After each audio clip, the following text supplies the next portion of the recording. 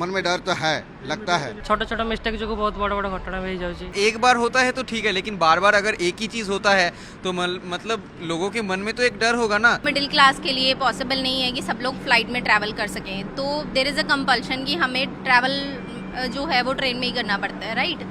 लेकिन कई बार जो इंसिडेंट्स हो जाते हैं, जो एक्सीडेंट्स होते हैं, उनसे कहीं ना कहीं थोड़ी चीज़ें इनसिक्योरिटी रहती है लाइफ में कि मतलब ठीक है उसमें रेलवे की कोई गलती नहीं है, बट स्टिल अगर हम छोटी मोटी चीज़ों को क्योर कर सकें और ज़्यादा हम बेसिकली सिक्योर हो सकें, या फिर हम अगर छोटी छोटी चीज़ें जो और बेटर हो सकती हैं जिनकी वजह से एक्सीडेंट्स ना हो, तो आई थिंक हमें लगता है कि रेलवे को वो सुधार करना चाहिए। ट्रेन को गोटे मूल मध्यम जोटा आम लोक डेली जावास व्यवहार करूँ। बाकी रहा जो एक्सीडेंट एटा सेटा तो सेटा तो आम कहीपर ना केत कौन हम कौन ना, फिर भी आम मूल मध्यम यहाँ मैंने या ही बिलीव रखा पड़ो कौन।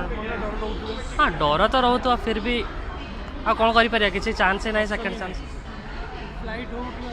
फ्लाइट हेल्ले भी तो गरीब श्रेणी फ्लाइटा संभव नुह ना, नॉर्मल लोक ट्रेन ही सब किसी।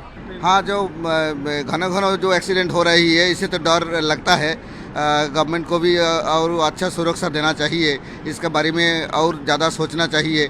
जो किस आदमी का गलती में ये तरह दुर्घटना हो रही है, ये सही जांच करना चाहिए और यात्री सुरक्षा के विषय में और थोड़ा ध्यान देना चाहिए गवर्नमेंट को। मन में डर तो है, लगता है।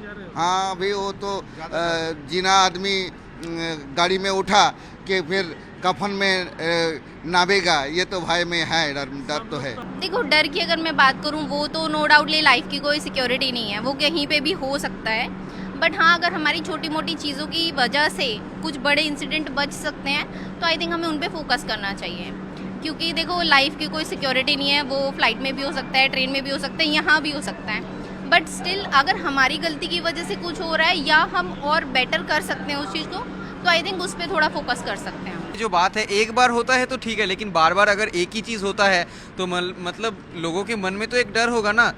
लेकिन हम सभी जानते हैं करमंडल का जो केस था वो बहुत ही सीवियर एक केस हुआ था। उसके बाद इसका जो रिपीटेशन है, देखिए गलती सबको होता है, हम आपका भी गलती होता है, हमारा भी गलती होता है, लेकिन वो गलती से हम तो सुधर लेते हैं।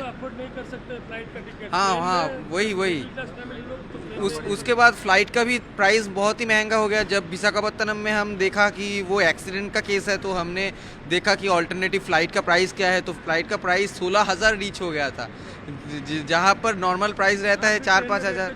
हाँ, अभी तो उतना डर नहीं है, सुबह सुबह का टाइम है, उतना डर नहीं है, लेकिन रात को जब ट्रेन रुकता है तो बहुत डर लगता है। लेकिन क्या से कहाँ कौन सा ट्रेन आ जाएगा, ठोक देगा, ऐसा तो एक डर होता ही है मन के अंदर। लेकिन मतलब हमारा इंडिविजुअल डरने के मतलब ऊपर भी ये जो हो रहा है इसका रिपीटेशन हो रहा है। 1-2 बार तो होता है, एक्सीडेंट होता है, ये तो कोई बड़ी चीज़ नहीं है, लेकिन एक ही रूट में जब बार बार होगा तो वो तो एक दिक्कत का बात है ना। हाँ, तो ओबियसली डर आसो, जेहेतु छोट छुआ माने आसो ही डर आसो माने आजकल माने मतलब कुछ ऐसा नहीं है जो प्रोटेक्शन है हर चीज़ पे, मतलब यू नो, तो डर तो लगा रखा।